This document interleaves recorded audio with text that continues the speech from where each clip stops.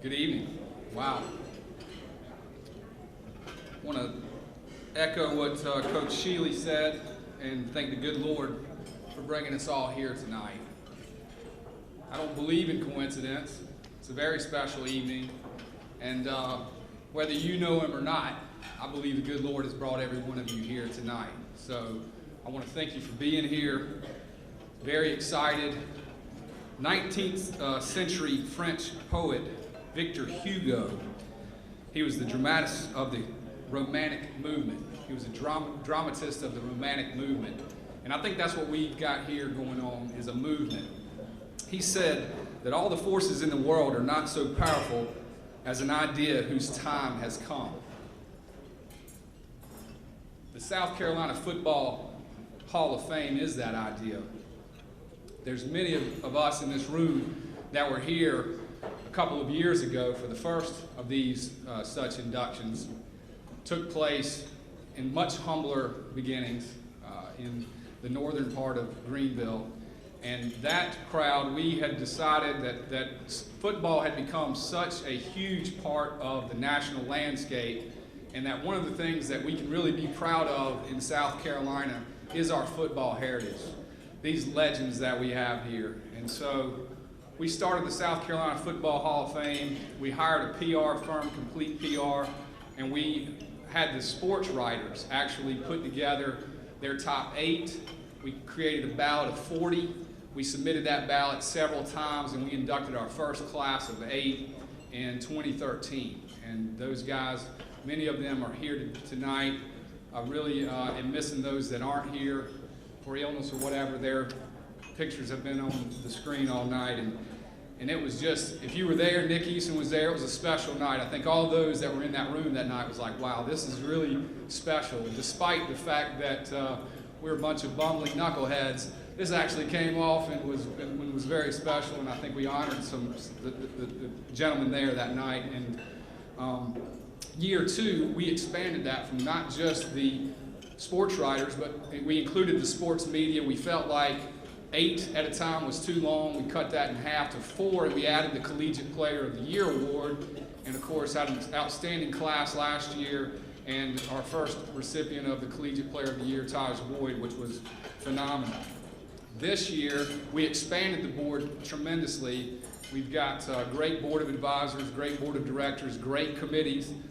All of those got a vote, and we decided that we would be the first Hall of Fame in the country to allow the fans to actually join as a voting member of the South Carolina Football Hall of Fame. And so this year, the sports media, the sports writers, the board committees, and many of you guys that just joined to support the Football Hall of Fame. And there was some criticism. Are you going to let the fans vote without any sort of qualification? And it's a small fee. It's a minimum of $25 to join. We felt like, hey, if they're willing to pay $25, this is really about, you know, the fans as well. And I think that everyone would agree that we got an outstanding class this year. So I'm excited about it. Many of you, as I mentioned, voted here for these gentlemen we're recognizing tonight. And all of you should be members before the end of the night. I want to personally thank every one of you for being here. There are I can't name everybody. There's way too many people to start naming, but I do want to thank you guys. I want to start by asking y'all to give yourselves a round of applause, because you guys showed up here tonight to support the mission of the South Carolina Football Hall of Fame. We are doing some great things honoring legends and the greats from South Carolina, but we're taking care of the game of football itself. You'll see in your programs a mention of the Business Connect program. We're developing a program where college football alumni that are now successful businessmen are helping college football, the next generation, making the transition by having a meeting to talk about their area of business. That bond of college football helps eliminate sort of the awkwardness, and we use that bond to allow them to help life after football. You're going to have a second career, and of course it's been very well received. We've got a number of people in the room that are working on that committee, and I'm very excited about it. We're also working on the youth scholarships program, and we're going to build a museum in the upstate. But before we move on in the presentation, please, everybody give yourselves a round of applause.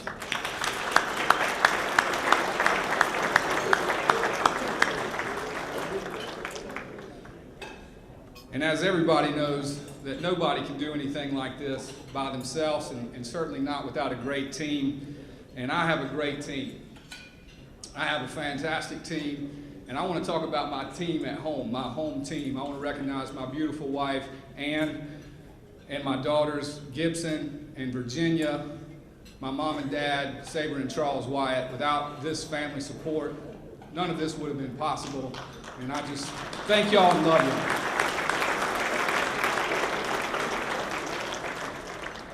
Many of you know that when we started this event, it was the night before a big football game. We started the South Carolina College Football Bowl 2 years ago. We had about 4.5 million viewer audience. It was televised. It was at North Greenville, and it was only players in or from the state of South Carolina. So it was a senior bowl, but only players in or from the state of South Carolina. We had 67 schools recognized across the country, and it was a phenomenal event. We had Coach Jeffries coached one of the teams, and Coach Danny Ford coached the other team. Those two are fantastic ambassadors for the state of football, and it really helped jumpstart this. Sam White acted as the commissioner of that program, and he was the real juice behind all of that. And it was such a success. I think we had 9 guys go to the NFL out of that crowd, that the NFL told Coach White, they said, look, we want you to open this up to the country. And we want this to be a national thing. We really think this could be something special. And so we did. CBS Sports Network picked it up. And so we'd have our induction the night before. We introduced the Hall of Famers at halftime. We were bringing our celebrity and our entertainment crew together. Year 2 went great. And there was another group in Charleston. There was a group in Charleston that was doing a game with a similar, we looked at the press release. It was like, wow, this is the same thing. South Carolina is a great state. It's great football. And those guys had gotten with the Medal of Honor. The Congressional Medal of Honor is our highest military honor. It was established over 150 years ago. It was an act of Congress that was signed into law by President Abraham Lincoln. We celebrate in the Medal of Honor the heroism and sacrifice of all those who have fought and died to defend the freedoms that we enjoy as Americans. That outfit has never, ever lent their name to any outside organization, ever. General James E. Livingston is a Medal of Honor recipient. He is an American hero. He lives in Mount Pleasant, South Carolina. He's good friends with Tommy McQueenie. And Tommy McQueenie and General Livingston got the Congressional Medal of Honor Museum to be in the state of South Carolina. It's going to be in Charleston, South Carolina. And they allowed the Medal of Honor Bowl to use their name to raise money for the museum, to raise money for our heroes and other great charitable events around the state.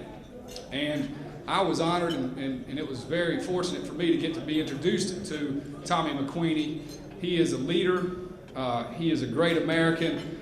And he and I sat down, and he said, you know what, David?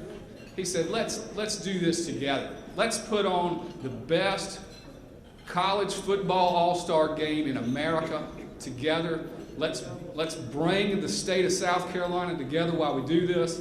And this Hall of Fame event that you have is fantastic. Why don't we do this? Why don't y'all come to Charleston, and we'll do this football game in Charleston, and we'll bring in our celebrities and our athletes and our heroes, and we'll have a great nationally televised event. It was on NBC Sports this year. It was fantastic. It was fabulous. And now Tommy McQueenie is here today. He came up from Charleston because the Medal of Honor Bowl is working with the South Carolina Football Hall of Fame, and to bring the state together. We don't have the television cameras out here yet tomorrow, but we are talking to folks about televising this event in years in the future. I anticipate that will happen. And Tommy McQueenie, I was down at the Medal of Honor Bowl wrap-up a few weeks ago in Charleston, and he was telling us all the great stats and all the exciting things. And he pulled me aside. He said, "David, let me tell you something." He said, "I had an all-expense paid trip to Hawaii." And I thought he was going to tell me he couldn't make it. He said, "You know, and my wife knows about it already." And I said, I know he's not going to make it now. He said, "It's that same week." And I was like, I started to say, "I'm sorry, I understand." And he said, "But you know what, David? I canceled that trip because there's no more important place for me to be than in Greenville, South Carolina, with this mission that we're working on." So I want to recognize Tommy McQueenie and thank him. So January 9th, 2016, put it in your calendars. We're going to be at the Medal of Honor Bowl in Charleston, South Carolina.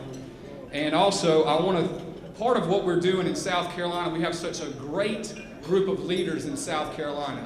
If you hadn't noticed, we tend to be very independent in South Carolina. And the entertainment community is very independent. It's hard to get us together. It's like herding cats sometimes. And so everybody loves football, and so what we're using the Football Hall of Fame and these platforms to invite and welcome back to this state our great entertainment community. We have some phenomenal entertainers that we can be very proud of.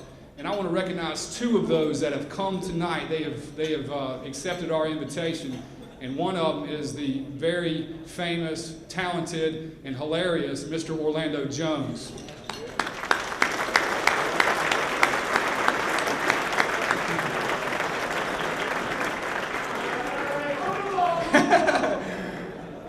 See what I mean? And the other one is Nashville country recording artist and songwriter. He told me, he said, "David, I got out of the Citadel."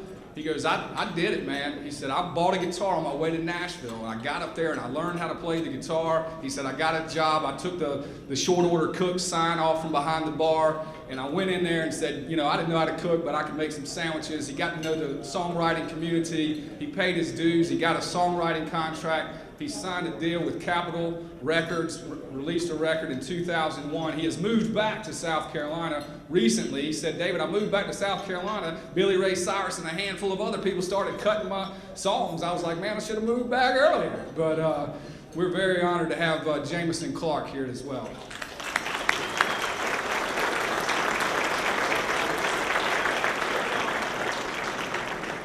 All right, so let me thank Megan Heidelberg again. She has been awesome. She is a joy. And Nick Easton, I can't thank him enough. And everybody that's here, you're very special, and God bless you. Let me turn to the program. Actually, let me talk to you a little bit about Kevin Jones. Kevin Jones has been the president of the Hall of Fame for 2 years. And as you can tell, we are getting more organized, but an event like this just doesn't come together. And I met Kevin Jones through a series of circumstances that I think are divine, much like I told you, all being here tonight is. And we wouldn't be here today without Kevin Jones. I can say that about a lot of people. He's worked tirelessly over the last 2 years in helping propel the Hall forward. And so with no further ado, let me welcome you, the president of the South Carolina Football Hall of Fame, Mr. Kevin Jones.